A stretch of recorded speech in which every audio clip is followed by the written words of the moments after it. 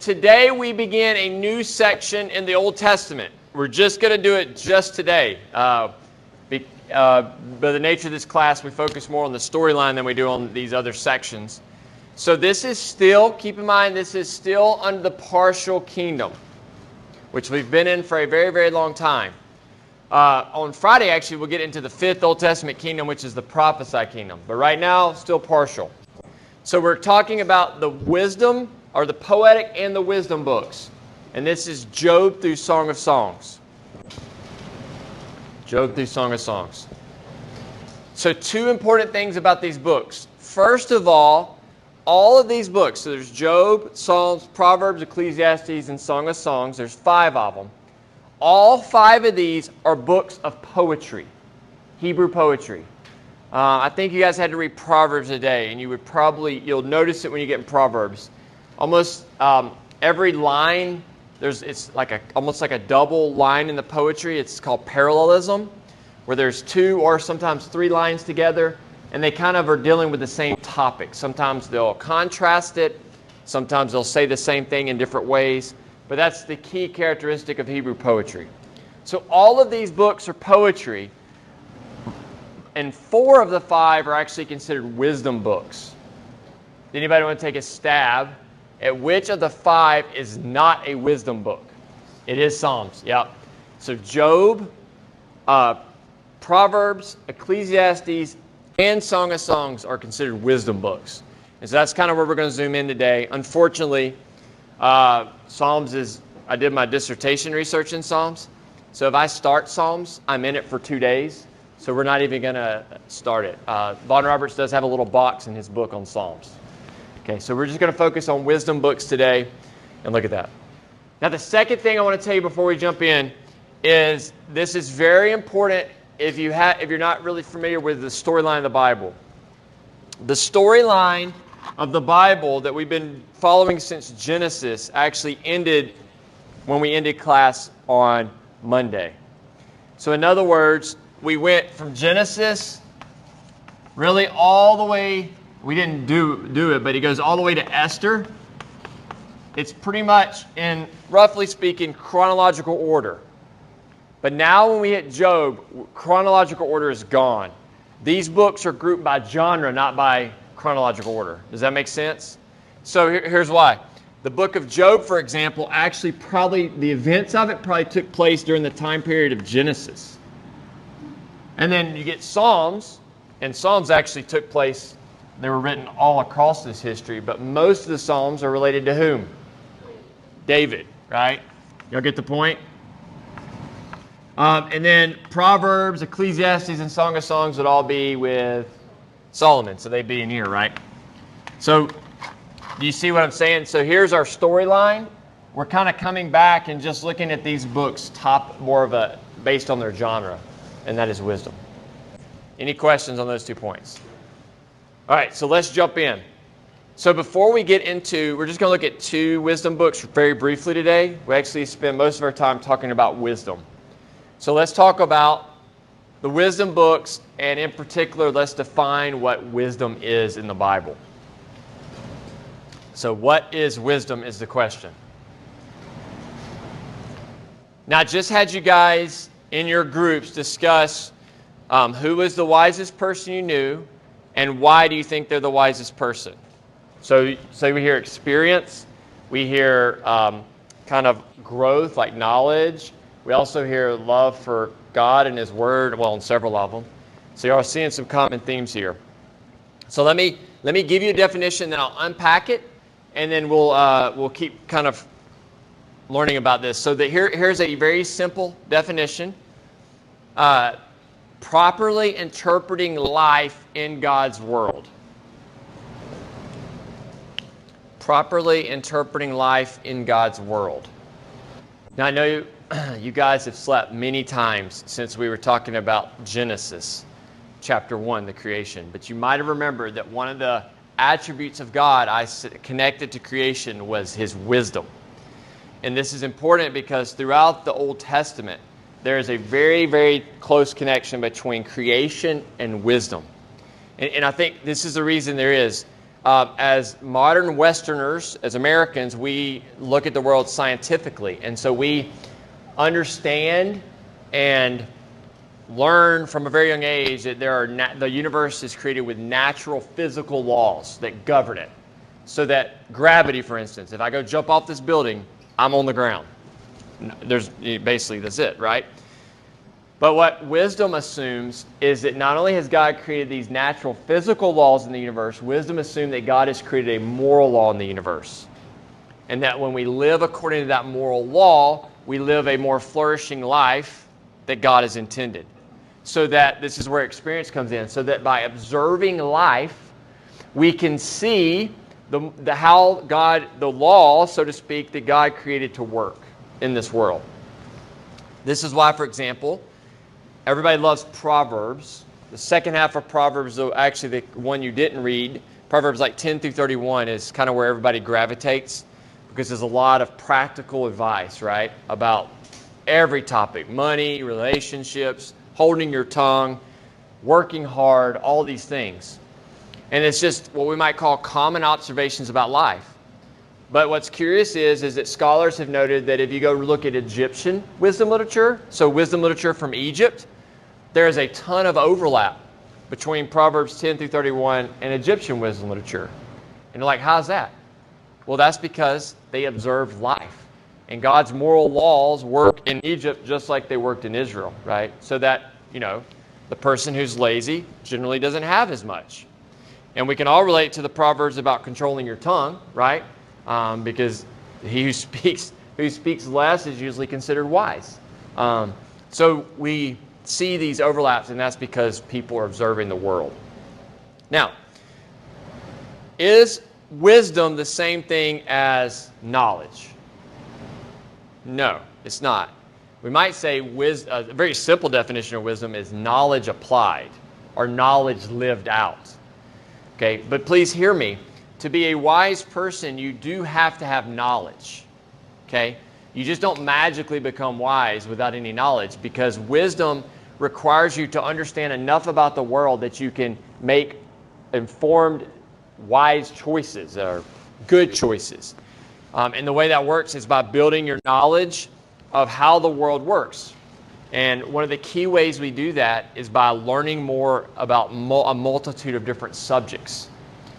So let me just put in my annual plug here for the GE program at C of O. I know some of you are not wild about the GE program. When you have to take classes, they're not in your major. But please hear me. What the GE program is preparing you to do is giving you the knowledge foundation. It's just a foundation. You have to keep building on it to become a wise person in life. In other words, with the GE program, we're more concerned about you being a good wife or a good husband or a good mom or a good dad or a good friend than we are your occupation. Because your GE program is giving you that knowledge foundation that you can draw from and make good decisions, make wise decisions in your life, okay? So I have a podcast and a website, but I listen to podcasts. Art of Manliness. Anybody heard of that podcast? Okay. Brett McKay, he actually is from Tulsa, right, just a neighboring state, right?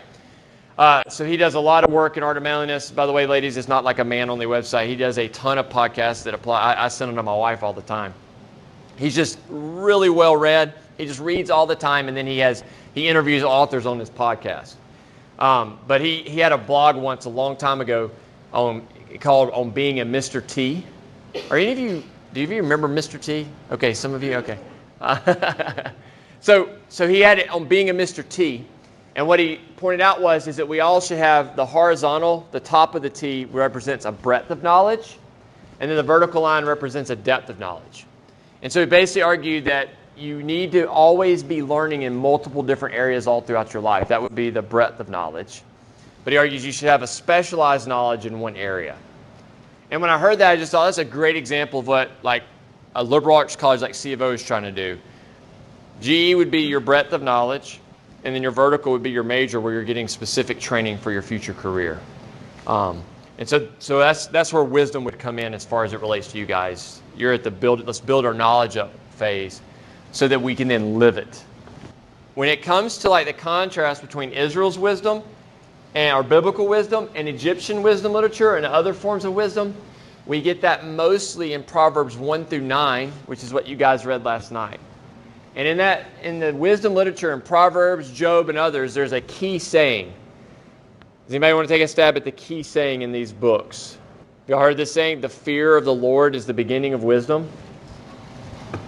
The fear of the Lord is the beginning of wisdom. Now, I talked about this verse as well in Genesis. Does anybody remember where I talked about this verse in Genesis? I'd be so impressed if you got it. Okay, so y'all remember when Eve ate of the tree of the knowledge of good and evil? She said she saw the tree and she thought it was good for food, desirable to the eyes, or good for sight, and she thought is desirable to make one wise. Do y'all remember that? So in other words, Eve was pursuing a good thing. She was pursuing wisdom, but she missed the first step. She was doing so in rebellion against God, but what the biblical text teaches is that we start with the fear of God. In other words, a proper relationship with God is the beginning of wisdom. Now, fear of the Lord is not something we talk about in our culture.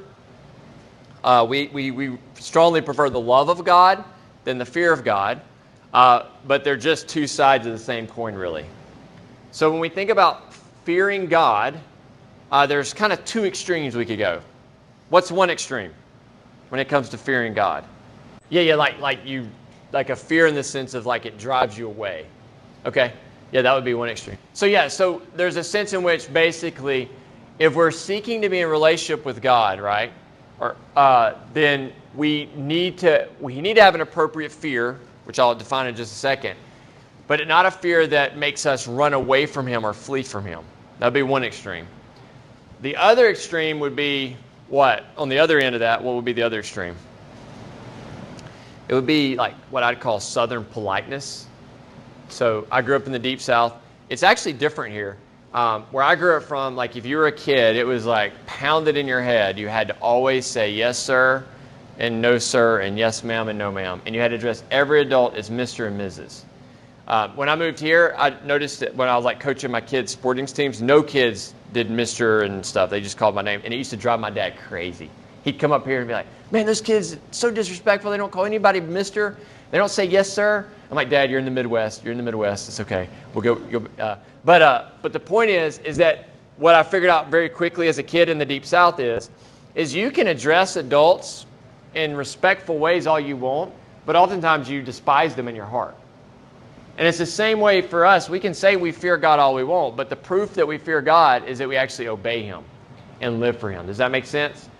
So those would be the two extremes. Where we want to be in the middle is we want the fear of God is truly an awe, A-W-E, at His presence and His greatness and His glory. So it's a recognition that He could squash you at any moment and end your life. It is truly acknowledging that, but it is a fear in the sense that it draws us near to Him, recognizing He is also the only hope for rescue.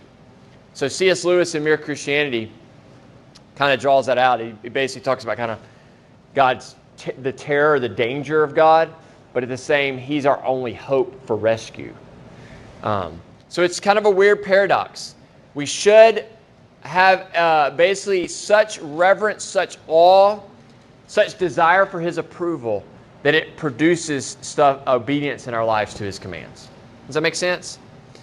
Now, when it comes to analogies, I think the best analogy for fear of the Lord would be a good, please hear that word, earthly father.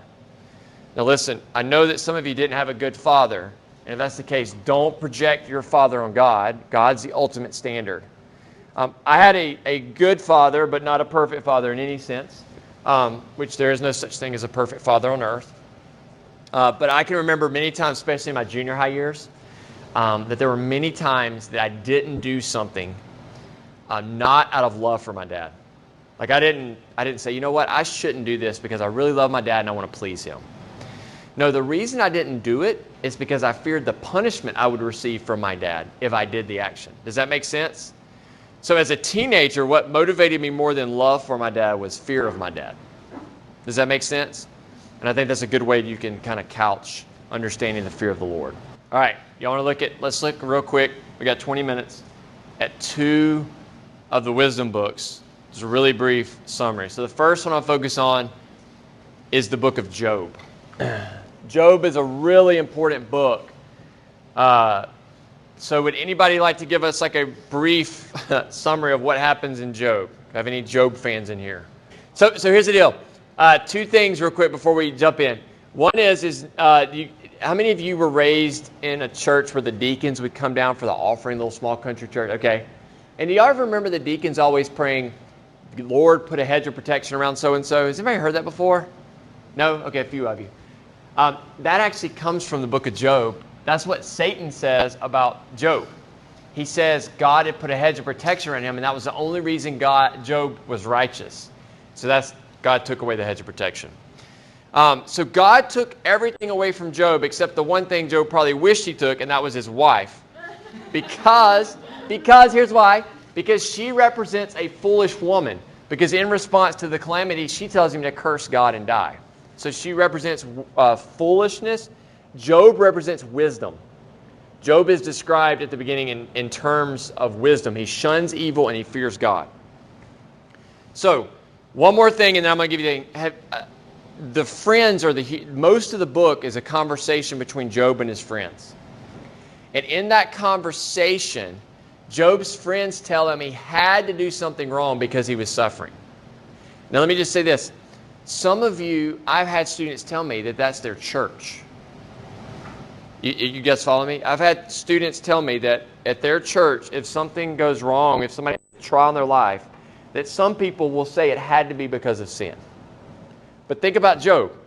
Job lost everything. He lost everything, not because of his sin, but because of his righteousness, right? And that's the same thing that happens in the New Testament with Jesus and with Paul. They suffer immensely because of righteousness. So please hear me. Don't ever assume that because you suffer or because someone else suffers, it's directly because of a sin. It could be because that's what righteous people do in this fallen world is we suffer. Righteous people have to suffer. That's what Jesus said. Okay, the other cool thing about Job is that the righteousness, by the way, we're the only ones that know why he's suffering as the reader. As far as we know, Job didn't know. His friends definitely didn't know. So they're debating on what's happening in Job's life. So it's a question of who is wise, Job or his friends. Y'all see that? Okay. So let's break this thing down. So let me just give you the main theme. The main theme would be God's wisdom and sovereignty in suffering. God's wisdom and sovereignty in suffering. So again, you got Job saying he's innocent, his friends saying he had to sin, and then God steps in and gives an answer that focuses on wisdom and sovereignty. So to show you how this theme unpacks, let me look at 2 key passages together.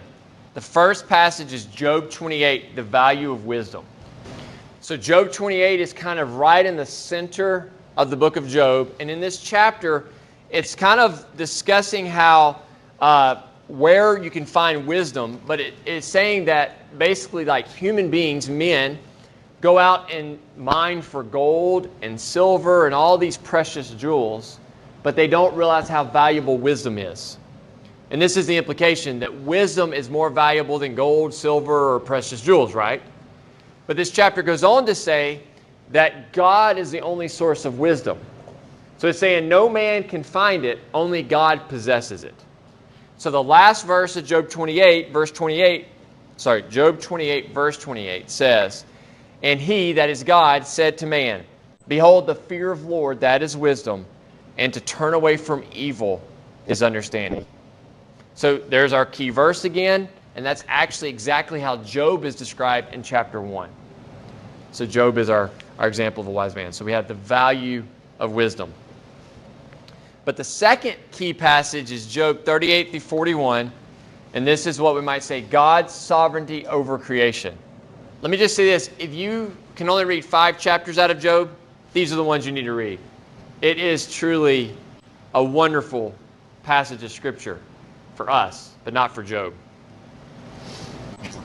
Here's why. The whole book, Job and his friends are debating on why he's suffering, and Job actually makes many appeals to God. God finally shows up and answers Job in these last few chapters of the book. And when he does, he tells Job to basically dress himself like a man and prepare for action. Now, in our culture, when we tell a guy to man up, what are we saying? Okay, suck it up, be courageous, right? Quit being passive.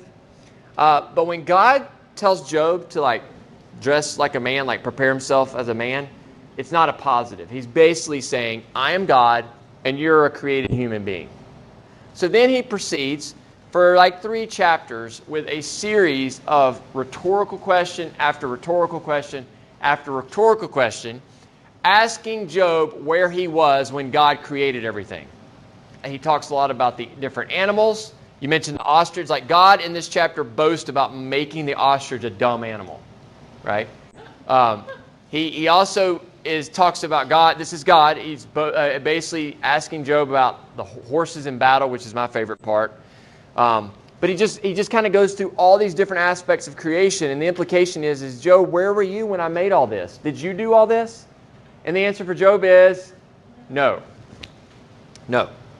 So from our Western perspective, it seems kind of harsh, but the point that God is making is that he is God and Job is a mere human being.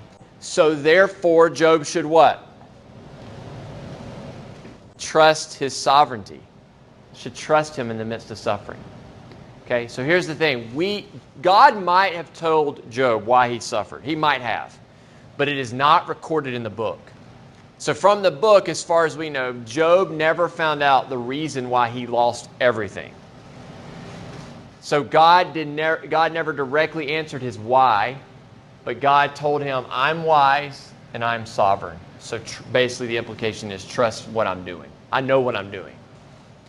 Now again, is that always the answer we want to hear in our suffering? No, absolutely. Most of the time we want to know the why. Give me the specific reason why I'm suffering. But here's the deal. Most of the time we don't get the specific reason, especially because God usually doesn't show up in a whirlwind in our lives and tell us why we're suffering. So we have to, like Job, trust in God's sovereignty and God's wisdom. Right before I moved here, so this is almost 12 years ago, my closest friend, his 18-month-old daughter was diagnosed with leukemia. And so the months leading up to us moving, we basically were walking with them through that terrible time in their life. It was just heartbreaking to watch because this little 18-month-old girl was having all these spinal taps for the chemo, just getting poked constantly. It was just awful to watch, something that it just really makes you long for the new earth, right? But I remember several conversations with my friend during that really difficult time. He would always say, I don't understand why this is happening. I don't understand what's going on, but there are 2 kind of pillars that I hold on to daily to get me through it. He says, one is I believe God is sovereign. In other words, God's in control. He's allowing this to happen for a reason. And number 2, God is good. And that's what, in suffering, we have to hold on to, even when we don't know why we're suffering. All right? Now, the good news for Job is that he got his stuff restored at the end. But it doesn't always happen that way in life, like Job. All right, everybody good on Job? Let's jump into Proverbs. So let's talk about Proverbs. Proverbs, really famous book. I mean, it just happens to have 31 chapters, so therefore we read it 1 chapter a day for a month, right? So Proverbs is all about what? More so than even any other book, really. Wisdom. And so the main theme of Proverbs would be the pursuit of wisdom.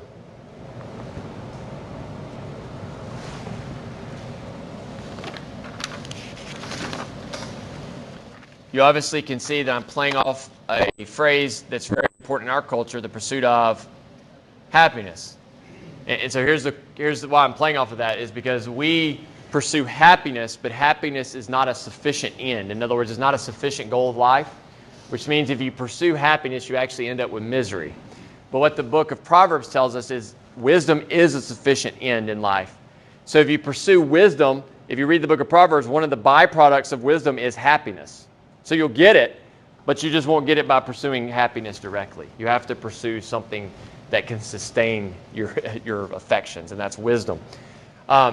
So with that being said, happiness in Proverbs, by the way, isn't some cheap, consumer high that we get in our culture. It's a deep, lasting, flourishing life, right? That would be kind of joy, maybe, would be another word we use. So let's talk about two big key teachings in the book of Proverbs. The first is the benefits of wisdom. All right, so those of you who read Proverbs 1 through 9, maybe, hopefully, the question is the early chapters of Proverbs constantly talk about how, first of all, wisdom is more valuable than anything else. So that kind of echoes Job 28. It's in the context of a father teaching his son. And then all throughout, it tells if you pursue wisdom and you get wisdom, you also get these other things. Does anybody remember some of the other things from your reading? So one is long life. That comes up. Another is riches. That's nice. Another is honor. Another is protection from sin, right? Do those sound like some good things we would want, right? So who do those sound like, by the way?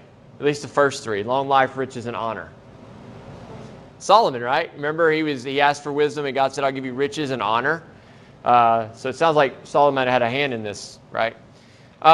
So here's the deal. Here's the question. For us as modern Christians, if we pursue wisdom, which, by the way, in the New Testament, wisdom is personified as Jesus Christ. If we pursue wisdom, are we promised riches, long life, honor, all those things? Well, is that a guarantee for us?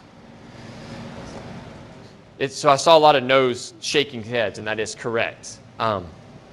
This kind of tails back into Job.